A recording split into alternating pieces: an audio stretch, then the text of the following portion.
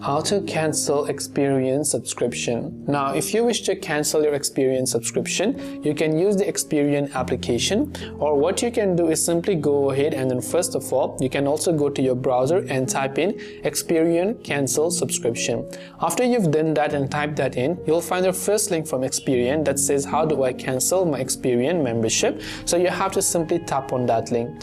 When you tap on that link, it says sign in to update your membership. So it will directly take you to the page where you can update your membership information. So tap the sign in button to sign into your Experian account. From there, on the next page, you'll be able to simply select and switch to a free membership with no monthly cost by simply selecting the type of membership you would like to change to. And there may also be other options available to you, including a no cost option, but you have to tap on this link and sign into your Experian account, and it will take you to the page where you can cancel your subscription. If you have got any further questions, feel free to leave them down below. As always, thanks for watching till the very end of this tutorial, and see you soon in our next video.